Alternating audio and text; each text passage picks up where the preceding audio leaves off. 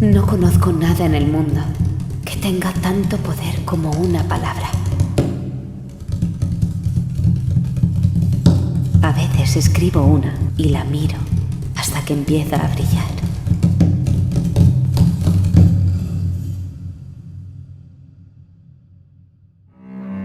Mar Poética, 6º Festival de Poesía de Marbella.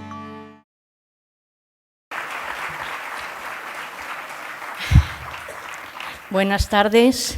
Bueno, me sigue emocionando un año más ver el teatro lleno en nuestro Festival de Poesía. Bueno, me vengo con la chuleta porque como sé que me voy a emocionar, me voy a perder. Bueno, bienvenidos al 6º Festival de Poesía Mar Poética. Todos los años el festival elige una frase, unos versos que inspiran tanto el contenido como la imagen del festival. Este año es Emily Dickinson quien nos marca la pauta. No conozco nada en el mundo que tenga tanto poder como una palabra. A veces la miro hasta que empieza a brillar. Las palabras estallan, crean el mundo, lo transforman, lo explican, asombran, acarician, golpean. Las palabras suenan y entonces cobran vida propia, multiplicándose su significado hasta el infinito. Antes de conocer el árbol, yo pronunciaba la palabra jacaranda y la boca se me llenaba de un jugo dulce y fresco y la alegría brotaba de cada sílaba. Otra palabra que me atrapa es conquetidor, así en valenciano, donde la aprendí. No me importa lo que significa, a mí me suena a redonda celebración. Y eso es lo que es nuestro festival, una celebración de la palabra. Y lo hacemos con los que mejor la manejan, los poetas. La moldean en moldes inverosímiles, las juntan en combinaciones insólitas, descubriéndonos, convirtiéndolas mejor en asombrosas epifanías que nombran mundos nuevos y que los hacen posible. Son ya 6 años haciendo en Marbella la celebración de la poesía, de los poetas y de lo poético. 15 días desde hoy hasta el 27 de abril, con muchísimas actividades, con una ciudad empapelada de poesía y agradecida a los poetas, los únicos dioses de la creación, de la palabra, del pensamiento, los que nos desvelan la realidad y nos crean nuevos misterios.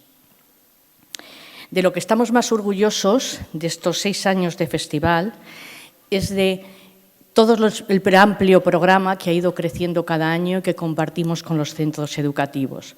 Este año con más participación que nunca, con 7 actividades que realizamos con centros educativos, con colegios, con institutos, y que lo que pretendemos es que el talento que existe dentro de esos colegios y de esos institutos se muestre a la ciudad.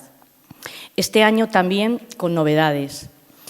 Hemos convocado la primera edición del Premio Internacional de Poesía Mar Poética, con un récord de participación, más de 1.800 obras presentadas, que se entregará el último día del festival, el 27 de abril, y que editará la colección Visor. También con la novedad este año de invitar a un artista de otra disciplina que que dialogue su disciplina con lo poético. El artista invitado de este año es Alberto Conejero, dramaturgo, Premio Nacional de Literatura Dramática, una de las voces más importantes del teatro actual, que ha preparado un programa que ha titulado Poesía en pie, de teatro, que tendrá lugar en este primer fin de semana del festival, aquí en el teatro, en el Hospital Real de la Misericordia y en el Museo del Grabado.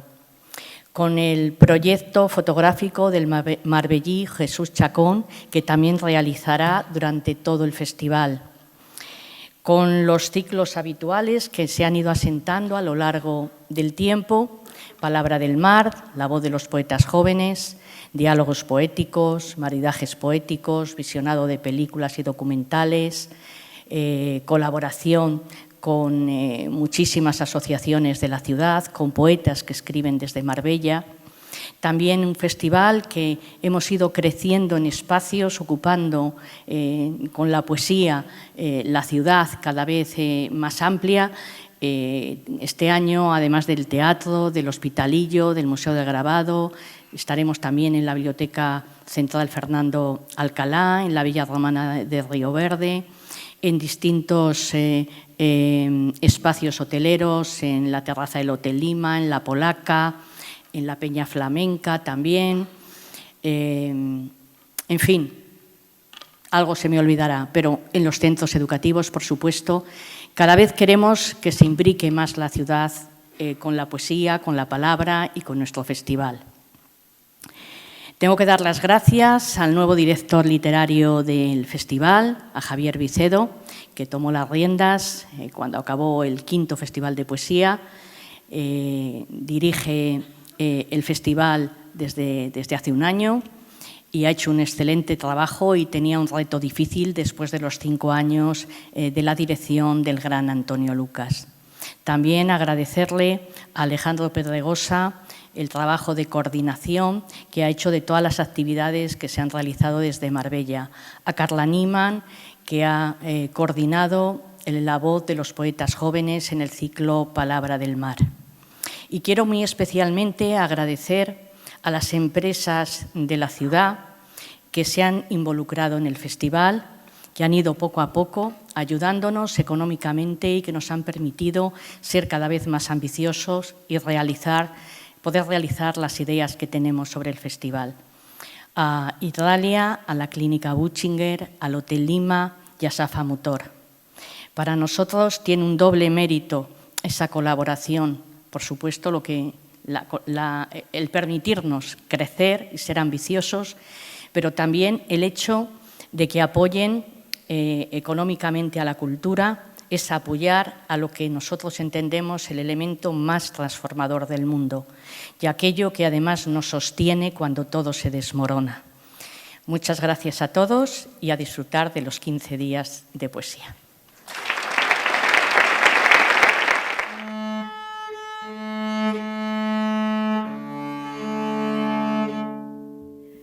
Wild nights, were I with thee, wild nights should be our luxury. Futile the winds to a heart in port, done with the compass, done with the chart. Rowing in Eden, the sea. Might I but more tonight in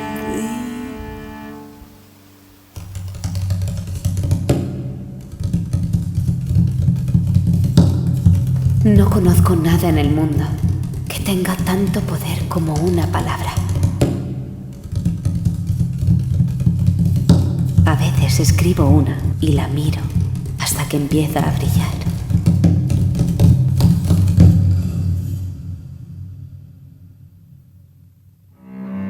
Mar Poética, 6º Festival de Poesía de Marbella, del 13 al 27 de abril de 2023.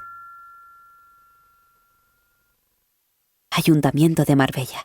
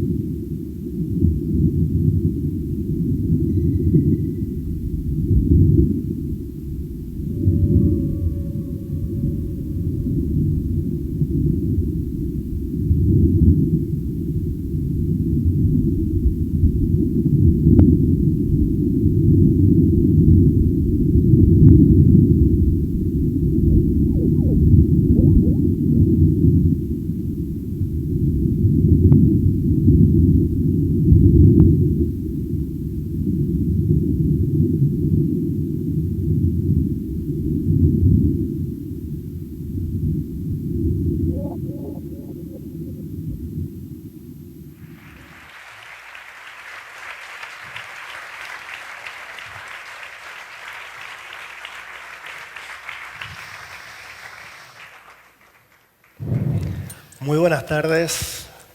Bueno, qué lujo estar en medio de este océano, aquí navegando con estas tres poetas. Y qué gusto ver otra vez este teatro lleno, fervoroso. Muchas gracias por querer festejar otro año más con todos nosotros, con todas nosotras, esta celebración de la palabra. Sin vuestra sensibilidad, sin vuestra constancia, sin vuestra atención, todo esto realmente no tendría ningún sentido. Quiero agradecer también al Ayuntamiento de Marbella y especialmente a Carmen Díaz, que a través de la Delegación de Cultura, que esta férrea voluntad de que Marbella celebre la poesía por todo lo alto. Y por todo lo alto la estamos celebrando hoy con nada más y nada menos que 3 premios nacionales de poesía. No es nada sencillo reunir a 3 premios nacionales de poesía. Son autoras de presente, autoras de futuro, y es verdaderamente un lujo que estéis aquí. Estoy muy contento y creo que puedo hablar por todas las personas que nos acompañan hoy. Queridas y admiradas, es un privilegio de verdad que hayáis querido abanderar este festival, esta 6ª edición de Mar Poética que comienza otra vez. Hemos cogido como lema este año esa frase que habéis podido ver, ¿no?, de Emily Dickinson, que es maravillosa, sobre el poder de la palabra. Y he rescatado unos versos de Aurora Luque. Bueno, no se presentaba en orden. Aurora Luque, Miren Agur Ave y Ángeles Mora. Perdonad.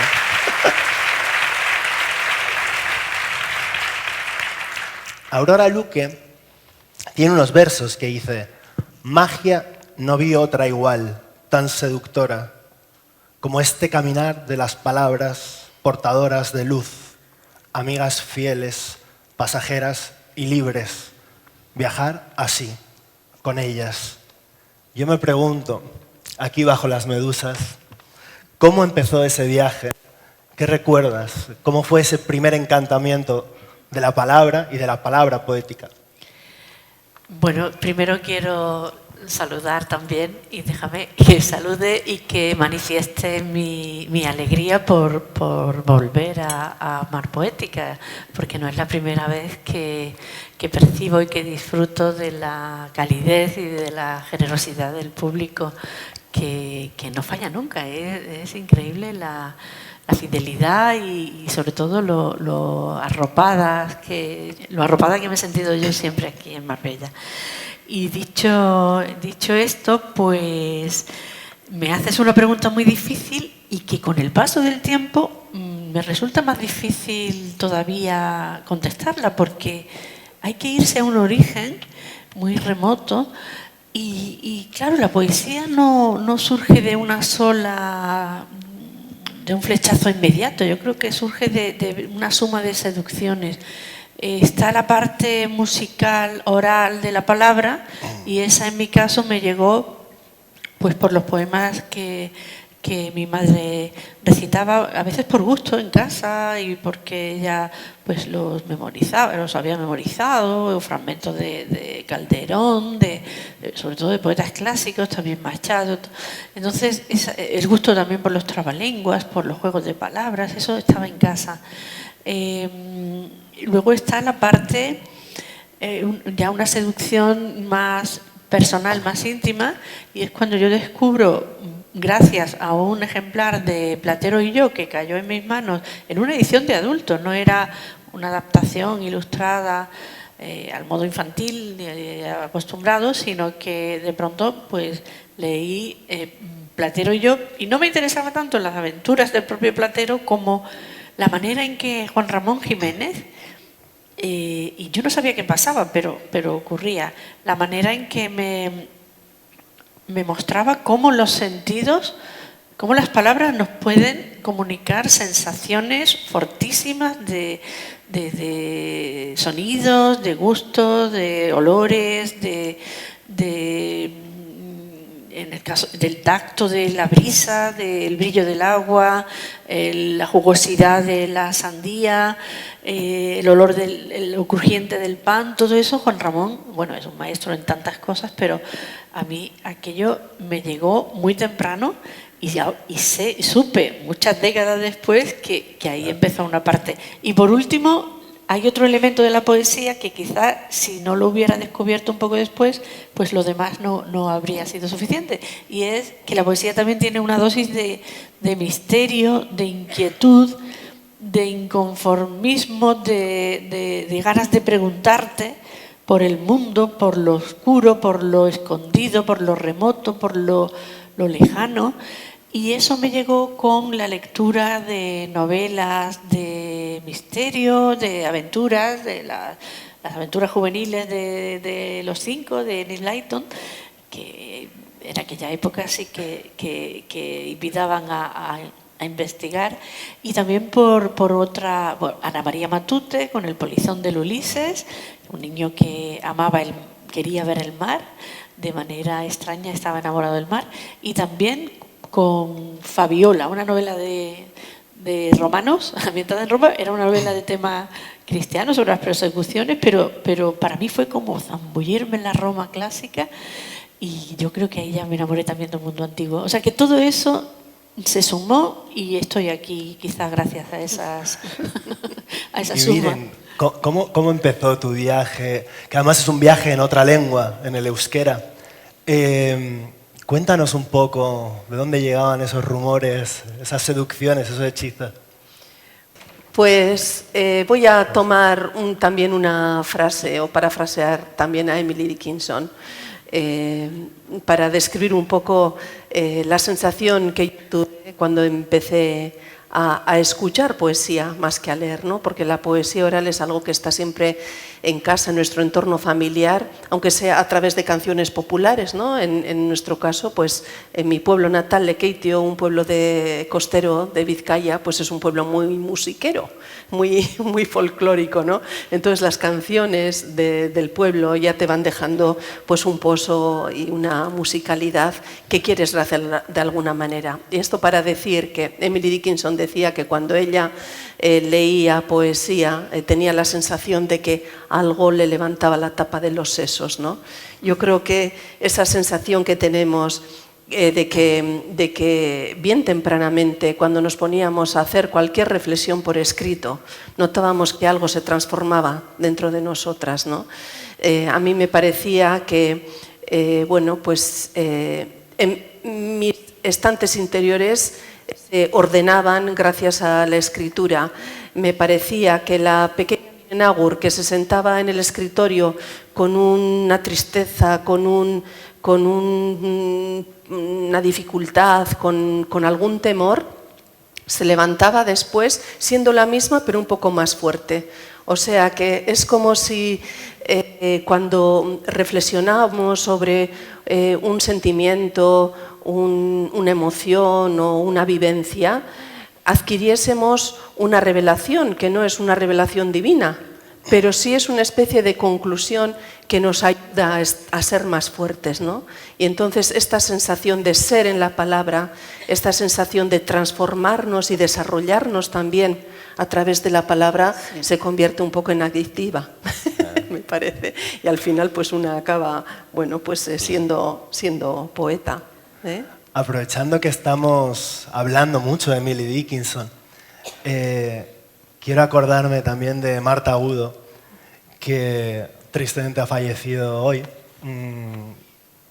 Y si hay algo evidente en los poemas, hay muchas cosas que podemos rastrear, pero si hay algo evidente y que pueden compartir vuestras tres poéticas, es que hay una conciencia de un colectivo, hay una genealogía, una especie de cadena imantada, una especie de voz que os precede y os sucederá, de la que formáis parte también, de la que os sumáis, ¿no? Ese colectivo, como subirse a hombros de gigantas. Y digo gigantas.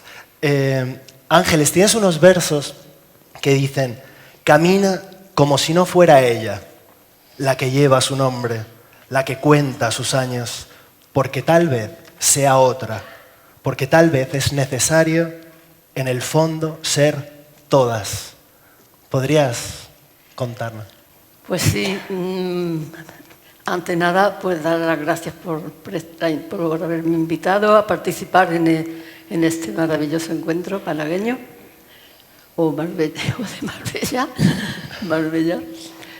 Y además, pues que me siento muy a gusto con estas dos poetas y nuestro presentador, que también es poeta, y con el público que parece que llena todo esto.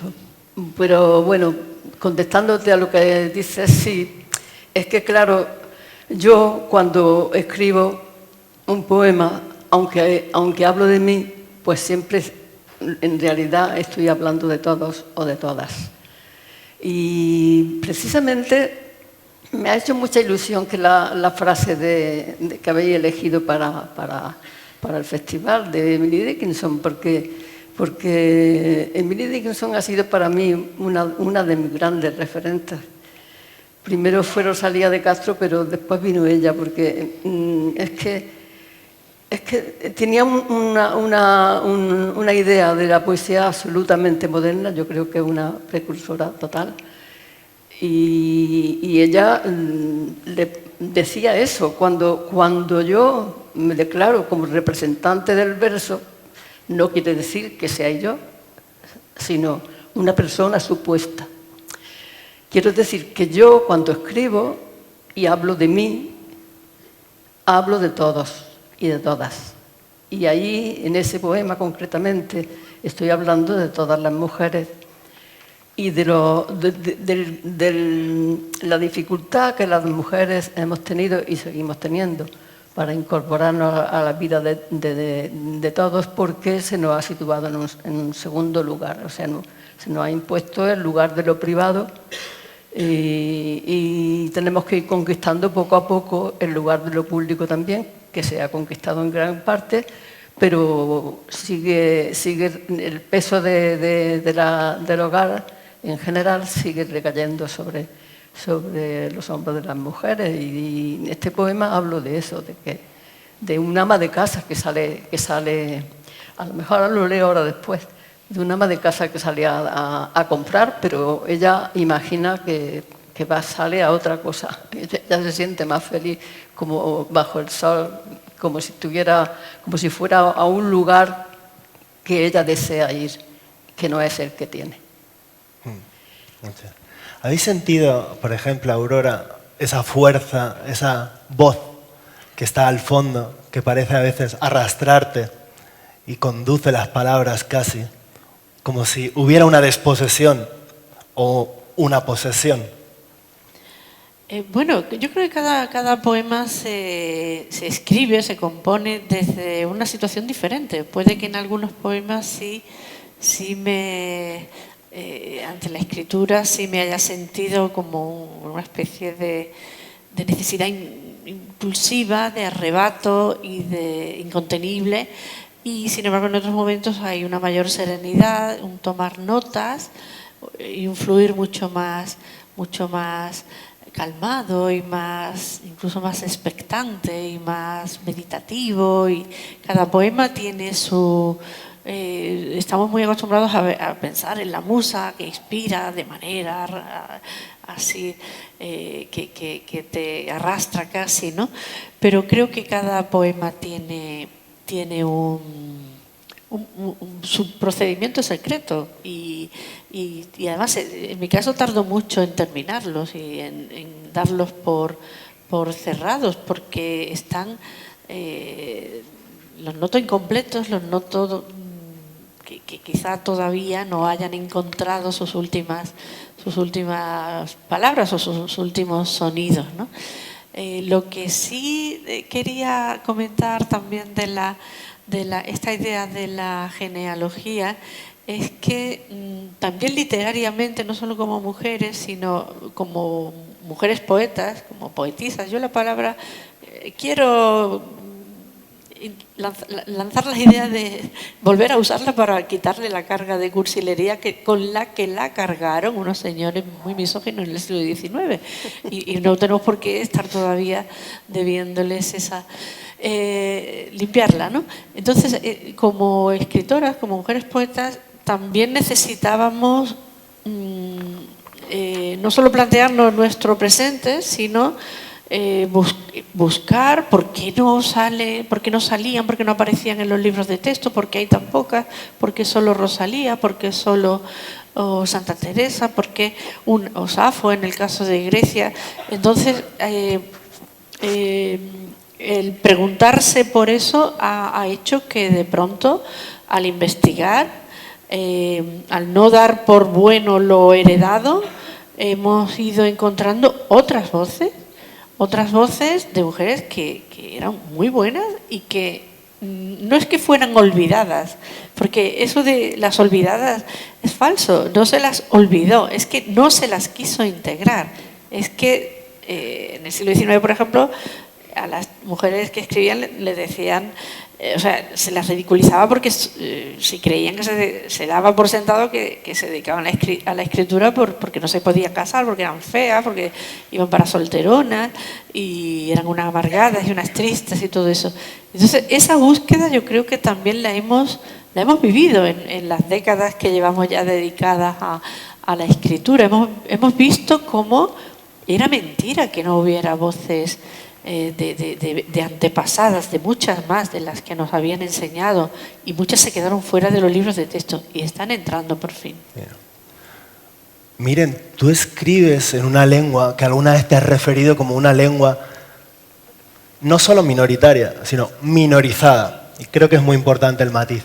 Y estamos hablando también de un género que han querido minorizar, ¿no? Estaba diciendo, no son las olvidadas, sino que las han querido olvidar, las han querido minorizar. ¿Cómo ha sido esa experiencia, esa doble batalla? La lengua minorizada y el género minorizado.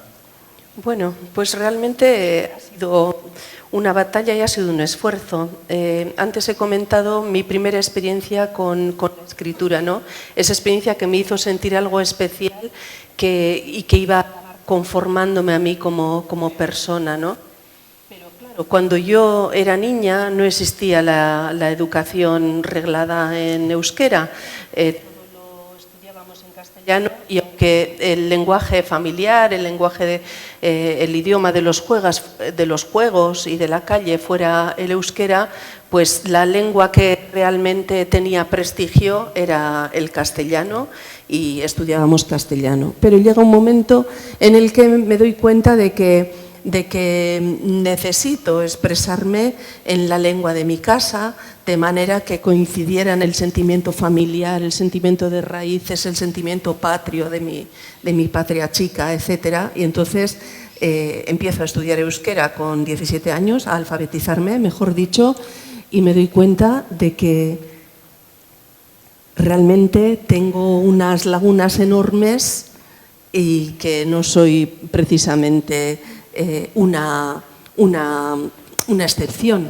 Es decir, que si quería seguir escribiendo tenía que profundizar en el estudio de la lengua. Y de ahí viene el estudiar primeramente magisterio y después filología vasca, para poder poder ahondar y poder dilucidar las dudas si sobre toneladas de amor en euskera se puede decir, como se dice en castellano, utilizando un étimo o un préstamo, o si hay una palabra específica en euskera.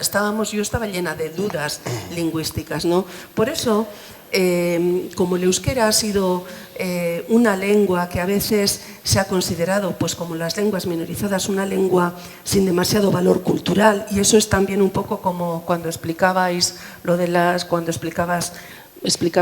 genealogías, ¿no? A veces hace que algunas voces no se oigan, pero eso no quiere decir que no existan. Claro. Entonces me di cuenta de que había que estudiar y que eso poco a poco pues se iba a convertir en un compromiso con mi sociedad y con mi tiempo, y que si yo escribía en euskera tal vez podría ayudar a que el aliento de la lengua más antigua de Europa perviviera en convivencia con otras lenguas, pero que no quedara sometida pues al dominio de la globalidad, ¿no? Y ha sido un camino progresivo en el que he visto que, bueno, pues que aparte de un compromiso amoroso, afectivo, con mi familia y con mis raíces, era un compromiso, como digo, pues también con mi sociedad, con mi tiempo, una especie de compromiso ecológico también, porque muchas veces hablamos de especies de plantas y de fauna que desaparecen y nos acordamos de las lenguas más pequeñas, ¿no? Y era también una forma de renovar los temas, de traer temas nuevos, porque yo pertenezco a esa generación intermedia en la que todavía las voces de mujer no se escuchan, ¿eh? Entonces, bueno, pues había varias dimensiones condensadas o contenidas en esa posición de querer ayudar. Yo me considero una activista de la lengua porque la lengua pues lo necesita, nuestra lengua lo necesita. Bueno, quiero agradecerte ese compromiso y ese esfuerzo, que es un compromiso y un esfuerzo que se puede percibir en las poéticas de las tres. Y podríamos hablar muchísimo, porque estamos abriendo un montón de asuntos, y la verdad que podríamos estar aquí hasta las 12 de la noche, pero yo creo que necesitamos esas palabras que estamos convocando. Así que si os parece, Aurora, si quieres abrir el turno de lectura de poemas. De acuerdo, muy bien. Pues voy a comenzar con un poema que es un requiem. Está dedicado a un casi difunto que se llama Coto de Doñana. Mar de Argónida. No estuve nunca allí, dijiste, nunca regresaré de aquella Atlántida, o estuve desde siempre. Navegarte más tarde fue la duplicación de una existencia jubilosa y absorta, previvida, no sé qué transfusión de salmo, sueño, sangre de aventura, de olores subsumidos, deseos encriptados en no sé qué vehículos del cuerpo. Los mitos nos enseñan, Medusa, a habitar mares. Tengo una casa, pero tengo los mares cuando amo los mitos. El cieno murmurante bajo el cauce, armazones de redes clandestinas, diálogos de aves puras e incandescentes, las arenas absueltas, libres de orografías y echadas a volar, a nadar onduladas como carne de ninfas. Oh, sí, qué vivas siguen las diosas de las aguas. Todas las extensiones del misterio las prodigan los vientos oceánicos o esa cuna de sombras y abismo que se mece en cada ola cobalto de la tarde. Las fábulas fascinan porque eligen un barco, zarpan de puertos viejos, merodean marismas, escuchan gritos hondos, roban música al mar. Los limbos de los monstruos, las cabezas de múltiples orfeos, la memoria errabunda de los náufragos, las criaturas azules nunca vistas, la locura del hombre mitad isla perdida, fruta extraña del mar, droga insondable. Medusa, qué corales nacieron de la sangre, de tu pelo reptil, de la cólera roja, de saberte moribunda y vencida. Medusa, es hora ya de anular tu mirada de piedra, tus serpientes, desencriptar la fábula que hundieron en el fondo, robar contigo música del mar. Y aquí, después del canto, que la mar nos archive en su destino. Es un poema dedicado a la mítica Argónida que el gran poeta José Manuel Caballero Bonal, poeta y narrador, creó a partir de un glorioso Coto de Doñana que del mar que los rodea y todos esos misterios y toda su fauna extrañísima y arcaica y que ahora peligra. Bien, pues voy a leer menos poemas porque creo que, en fin, no quiero abusar y como este es largo, este se lo voy a dedicar a Miriam. Es un poema en prosa y además hemos hablado precisamente de los poemas en prosa por la muerte que acabas de mencionar de Ana Gudo, ¿no? Que es un poema inspirado o creado a partir de una fotografía del gran fotógrafo almeriense Carlos Pérez Siquier. La fotografía, diré brevemente que hay una mujer que con los rulos puestos al sol y que parece mentira la magia que puede destilar una fotografía tan sencilla, ¿no?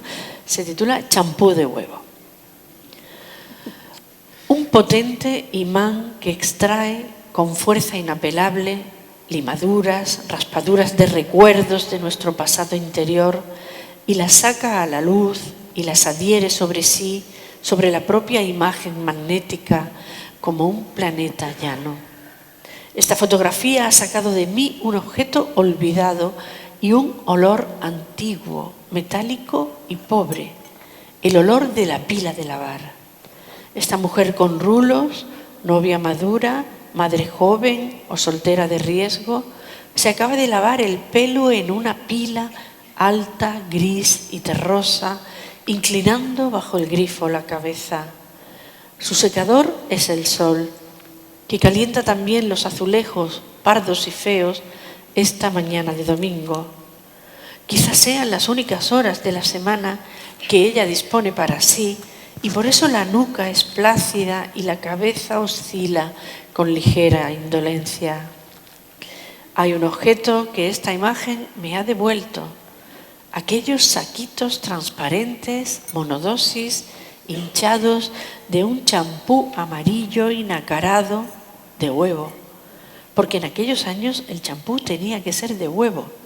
Con qué alegría la joven se ha rebañado el pelo, lo ha enjuagado después con agua fría y lo ha ido anillando rulo a rulo como si fuera una medusa pacificada. La luz tiene sus planes, iluminar la vida con vehemencia atroz. La luz busca traductores que la entiendan, pero solo raras veces los encuentra excelentes. Carlos. Precioso. Y otro que también es algo largo, pero lo quiero leer porque se titula La portadora del nombre. Y como hemos hablado de genealogías, pues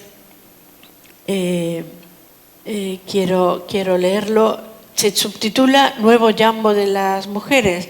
La literatura misógina, uno de los textos más conocidos en la Grecia clásica, era un poema de Simónides, no de Simónides, sino Simónides, que se entretuvo en escribir un poema larguísimo comparando a las mujeres con distintos animales, con la zorra, que era la astuta, con la yegua, que era la presumida, con la cerda, que era la que no se aseaba, con la que... Y solo había una buena, con el mar, pero no por nada hermoso, sino porque era voluble, como el mar, y la única buena era la que se parecía a la abeja, que era la trabajadora y formal. Entonces escribo un nuevo jambo de las mujeres. Cuenta el mito que Europa, la princesa fenicia portadora del nombre, antes de ser raptada y malviolada por Zeus, soñó con dos mujeres que hablaban del destino. Una decía, quédate en esta orilla, en tu hogar, tu palacio. La otra, viajarás, darás nombre a un inmenso territorio. 3 milenios más tarde, 1000 mujeres salmodian 1 millar de fundaciones. Artemisia Judita mata al óleo, al tirano. Madame Curie atraviesa las trincheras sangrantes con su protoambulancia. Audrey, estricta princesa, rememora la vida bajo forma de baile junto al Tíber. La madre del Jesús de Pasolini llora en la desgarrada y bíblica Matera. Virginia eleva un faro y da a luz a un Orlando no furioso. Christine sueña ciudades y Teresa castillos cristalinos e íntimos. Nathalie funda el templo de la amistad en París. Marlene, tacón de aguja sobre escombros, susurra una sarcástica elegía. Greta masca las uvas del amor antes de vigilar desde la proa el mundo. Y en los viejos abismos oceánicos, Isabel pone proas andaluzas. Rosa muere en un río, pero nunca se ahoga. Madame de Châtelet hereda el don de Hipatia. Mary se inventa un cíclope nacido de los hombres y no de Poseidones. María de Cazalla arde por leer libre. Y Sigea se sueña en 6 idiomas. Simón grita en París lo muy desnudo que va el emperador y va el filósofo. Y Marguerite de Flandes, robando a Roma sueños destrozados, recompone los cantos de la vieja Sibila. Y dijimos, más lejos, aunque arda la piel. Yo creo que... Muchas gracias.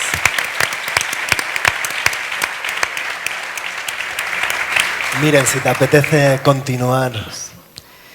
Pues con muchísimo gusto. Me van a permitir que empiece con un poema en euskera, que es la lengua en la que escribo, y bueno, pues haciendo un guiño a tu requiem, y también en memoria de Marta Agudo, porque antes hemos hablado de la palabra, todas las dimensiones que tiene, pero también la palabra es una forma de memoria, ¿no? Entonces voy a empezar con un poema que es un epitafio, pero no se asusten porque es humorístico.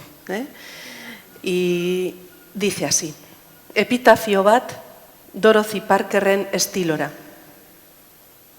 Lau gauza hauek enduta, hobeto biziko nintzatekeen. Amodio batzuk, lanbide ura, soberako kiloak eta idazteko grina. Semeak berenez asmaturiko kontraepitafioa.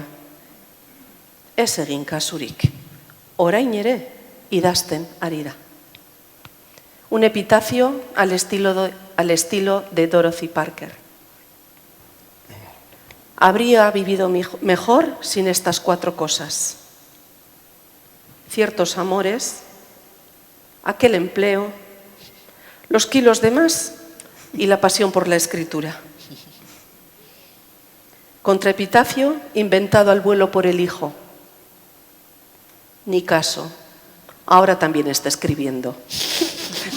Que es lo que nos pasa siempre, a todas.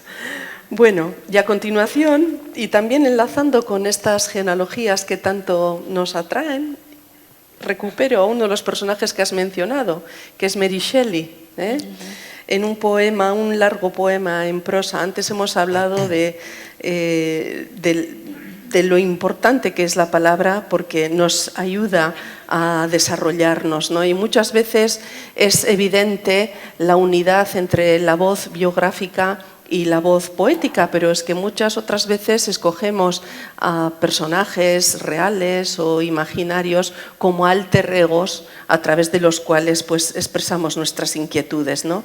Yo escogí a Mary Shelley para reflexionar sobre la toxicidad de ciertos amores románticos. Mary Shelley y su piano transparente. El piano era transparente, el armazón, la tapa, las cuerdas blancas. Mary Shelley estaba sentada en la banqueta ante una palmera enana, la palmera bajo una cristalera, la cristalera repujada con escamas de alabastro. Aquellas láminas podían ser sus senos aplastados, porciones de su lengua cortada, el esquema de sus lóbulos cerebrales, la pista circense de sus ojeras. En el vestíbulo del buque, Mary la pálida tocaba por su madre muerta, por sus hijos muertos, por su hermanastra Ece, muerta de frío, por las líneas no nacidas. 2 hombres pasaron junto a ella con chalecos salvavidas, pero no la vieron. Y ella aporreaba las teclas como si sus manos fueran las mazas de un galeón luchando en la galerna. A merced del temporal estaba su amado, en trance de muerte, a punto de morir para dejarla sola una vez más, como toda su vida, una vez más y siempre. Tú, secretaria mía, ordena mis papeles y los tuyos. Ámame. Y de las teclas alzaban jirones de vapor y cada uno era un fantasma. La madre no madre, los hijos que se tragó la noche, la hermana aniquilada por la distancia, los textos abortados.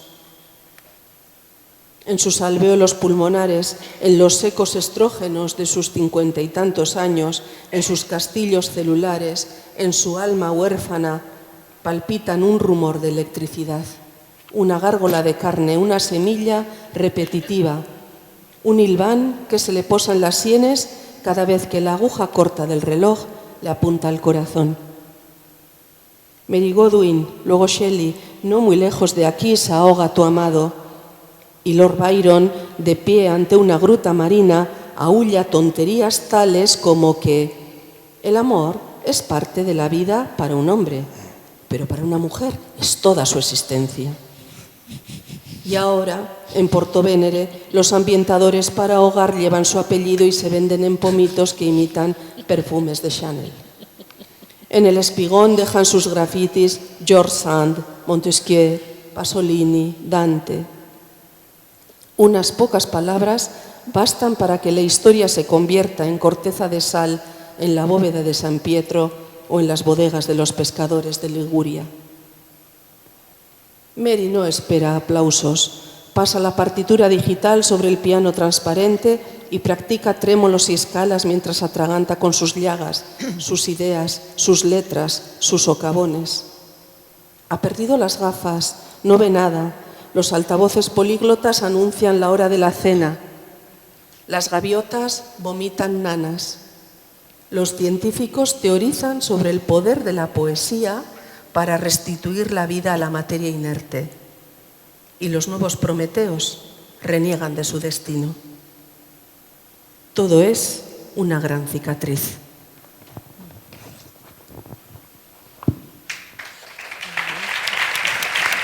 Es que ricasco. Muchas gracias.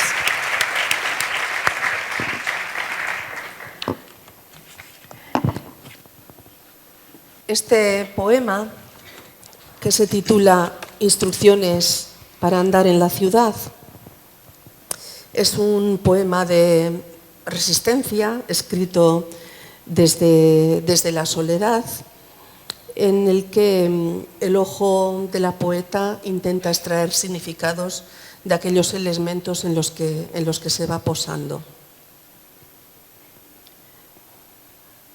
Palpar la cuerda para no perderse en las encrucijadas. Notar la humedad en los zapatos y dentro de los ojos, eso que invoca el peso de las almas a concentrarse en los puentes. Pensar en paralelo como los raíles y mirar en diagonal a quien está postrado en la acera, a la manta, al brie de vino, al perro. Soy una mierda, más me valiera no haber nacido. Escuchar la sinfonía de los parques ahorcando pájaros y capando a mordiscos las yemas de los tilos. Cruzar pórticos y proceder en los altares buscando sosiego como la reina Dido, vagando errante entre las sombras. Tragar saliva al preguntar al camarero de una plaza entre palacetes: ¿me traes una tila con cicuta? Disculpe, ¿un tequila? No, una gilda. Vivir un rato en los museos. Vivir jirones de siglos en delantales con escamas, en cestos llenos de escoria.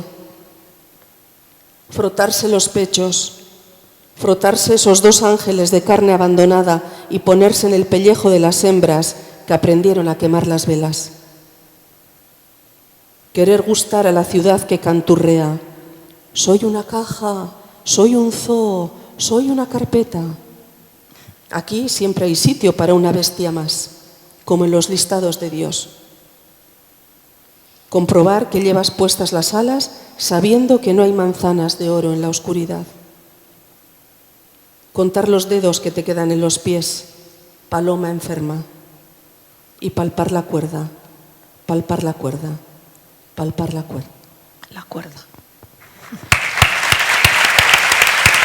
Gracias. Voy a leer dos poemitas. Uno es una broma.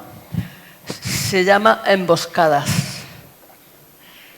Cuando llegó el príncipe azul, era tan azul, que caía sobre mi rojo, apagándolo. Qué peligrosa tinta me trajo en sus pupilas. No conviene mezclar en la colada ropas que puedan desteñir, me dije. Antes de despedirlo, tuvimos que lavarnos por separado.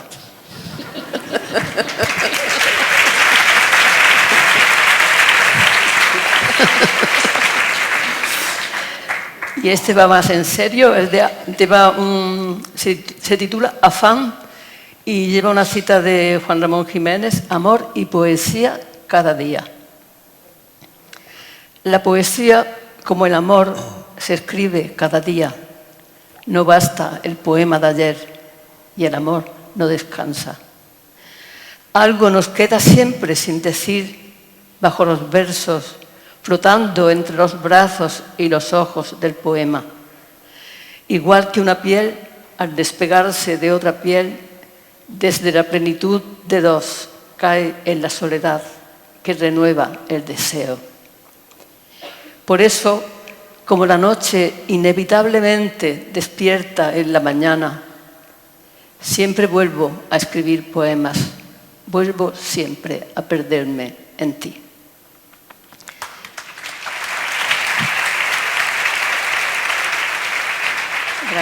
Gracias. Ahora voy a comenzar con soñar con bicicletas, precisamente con el poema que se titula así, Soñar con bicicletas. Buscar la luz, no mirar por los rotos donde el rencor oculta su negrura infinita.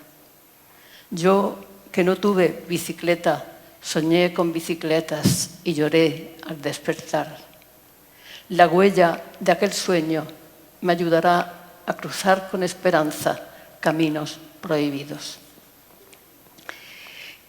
Ahora leo otro poemita de aquí, de la primera parte. Bueno, quiero leer el poema que me ha recordado antes Javier. Vivir en tercera persona. Es un poema que habla de, como está claro, del papel social de la mujer y de la frustración que muchas sentimos o hemos sentido por ese papel, por tener que vivir ese papel. Vivir en tercera persona. Lleva una cita de Joan Kiger. Esta es una poeta de la generación Beat, pero como era mujer se ha conocido muy tarde. Ella se acerca un largo paseo a sus espaldas y la batalla de lo que aún está por venir. La mañana perdida entre minucias y luego distraída sale tarde a la compra. La luz se le adelanta soñadora y la tibieza de este invierno va envolviendo sus pasos. No lleva prisa. Parece que jugara a dejarse llevar por el destino para cruzar al fin al otro lado, donde el cielo se ensancha. Detrás el sol calienta como unos brazos lentos y sonríe en sus ojos al aire azul de la alegría, aunque no va de fiesta, ni a sumergirse en la corriente fabulosa del azar. Tan solo va a la compra y tarde.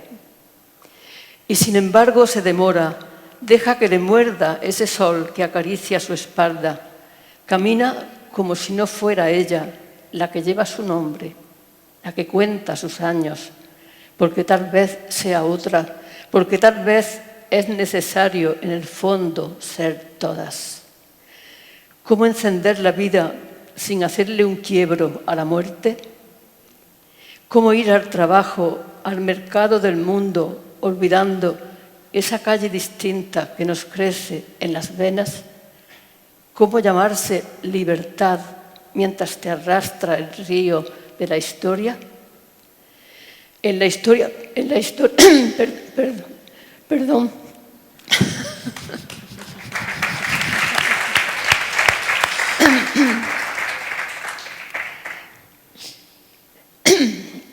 En la historia pequeña de este día ha llegado por fin a su destino. El santuario donde todo se vende, donde todo se alcanza.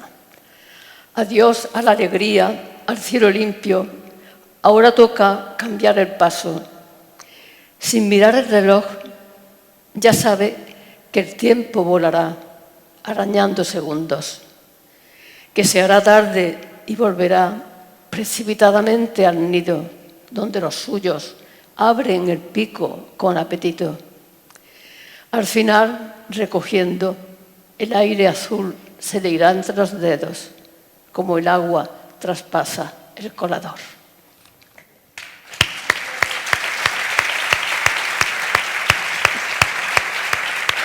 Los poemas los hacemos con palabras, pero a veces nos quitan las palabras también. Sí. Gracias por el esfuerzo, Ángeles. Bueno, voy a leer un poemita muy breve en honor de la poesía. Se titula Cactus. Mi hija Cristina Mora, que canta, me regaló 2 pequeños cactus con flores, que eso no es muy corriente. 2 pequeños cactus, rosa fuerte, amarillo, en mi estantería lucen firmes, parecen vigilantes, enhiestos guardianes de las letras, son capaces de herir como la poesía.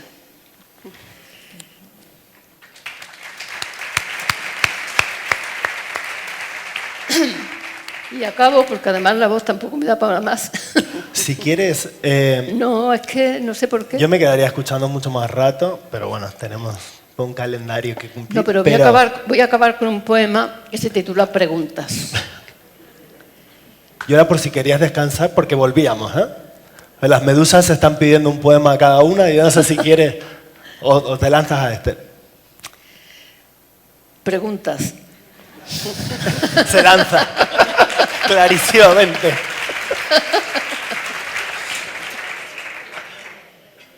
La vida, preguntas interminables que tantas veces crecieron en tu boca.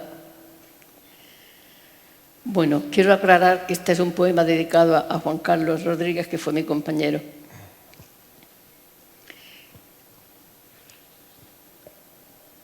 Que tantas veces crecieron en tu boca.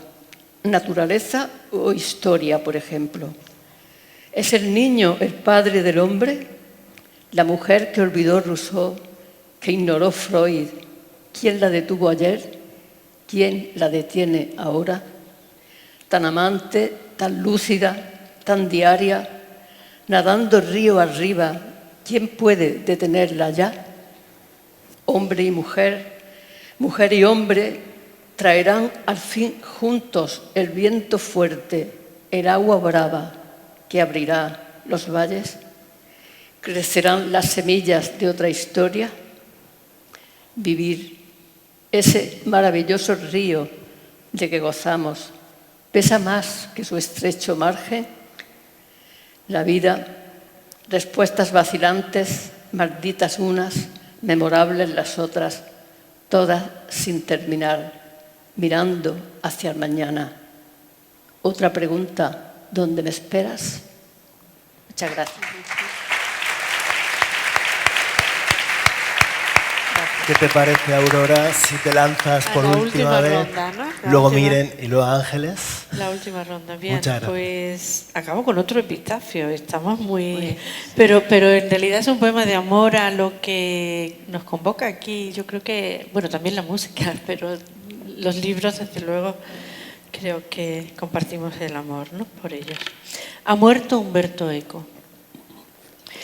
Los dioses, nos tememos, son también imperfectos. No han sido diseñados satisfactoriamente. A unos falta elegancia, a otros misericordia. Los hay tacaños, broncos, rencorosos, por exceso de celo, de justicia o de amor irritantemente puro.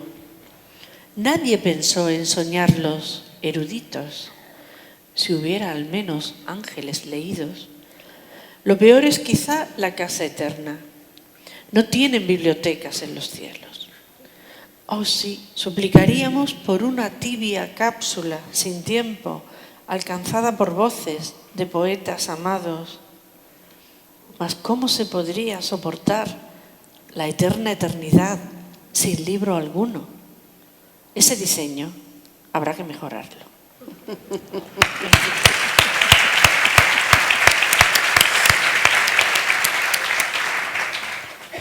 Bueno, pues aunque andamos entre epitafios, requiems, etcétera, yo me voy a lanzar a acabar con un gin tonic, que por algo es jueves y estamos en Marbella. Bueno, pues, vas a venir todos los años si acaba esto así, ¿eh? Pues esto es una pequeña ficción que me imagino yo en un terrenito, bueno, en una huertita que perteneció a mi familia, que se llama Miramar, tiene un nombre así como muy rimbombante, pero es que desde allí antes se veía el mar, ahora debería llamarse Miratorre o Miracasas o algo así, pero bueno, es un lugar pues para mí de escritura y de recibir a los amigos y de, bueno, pues el locus, mi pequeño locus amenus, ¿no?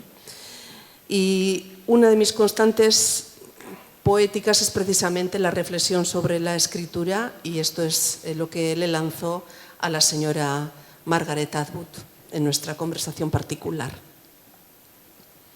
Pasamos la tarde en el jardín, sentadas en los sillones de mimbre blanco, al abrigo del jazmín y de los kiwis, observando la coreografía de la adelfa en la brisa. Ahí están la azada, el rastrillo, las cuchillas, herramientas que todo poeta necesita. En la alberca, las ranas liberan sus sílabas monótonas como la temperatura de la muerte. ¿Cuántos muertos aquí entre la hierba, a punto de despertar con el próximo lamento? Los mirlos vuelan del acebo a la palmera, esquivan mi pregunta. ¿Sobre qué escribir? Dispongo las opciones sobre la mesa, igual que entremeses para un aperitivo. Escribir sobre el carácter que esboza la memoria fragmentada, sobre los récords que tuvo que batir nuestra genealogía, sobre los signos que el ojo extrae de donde se posa, sobre el sello que cada cual usamos para franquear violencias, sobre el desamor y el duelo, y sobre la muerte y el duelo, y sobre el pesar y el duelo, y sobre el duelo, el duelo, el duelo, sobre el enigma de la poesía, su norte, su catadura. Los copos de nieve no saben que son agua. ¿Qué es la ceniza? Polvo incapaz de recordar lo que fue un día. Detiene Margaret la deriva de mis aforismos, apretándome la mano con su mano arrugada. Sirve ya otro par de copas, my dearest.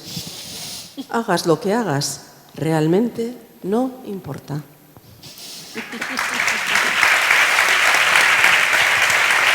Es que ricasco, muchísimas gracias. Ángeles, pues, te toca cerrar. Voy a terminar con un poema breve, no tan largo, que se titula Yo entre interrogaciones, y está dedicado a María Zambrano, que por cierto era paisana, más o menos. Ella les dijo que un poema sirve para pensar, y sobre su cabeza fueron cayendo como plomo desdeñosas sonrisas. Lo mismo que un zapato aplasta una mirada. No me importa, se dijo entonces con voz de nadie. ¿Quién soy yo? Mis poemas abren pequeñas luces que a mí sola me alumbran y me bastan. Y poco a poco creció para el olvido un secreto jardín de pensamientos. Muchas gracias.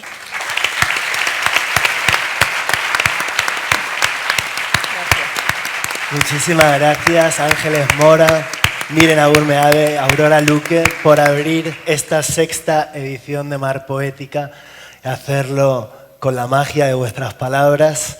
Mar Poética acaba de empezar, tenemos 2 semanas trepidantes por delante. Os invito a que sigáis acompañándonos, podéis ver la web, podéis ver las redes sociales donde iremos avisando, anunciando todos los eventos que vamos a tener de todo tipo. Así que espero que sigamos viéndonos estas 2 semanas, que sigamos formando esta comunidad hermosa, que las medusas no desaparezcan tampoco, que sigan volando sobre nuestras cabezas.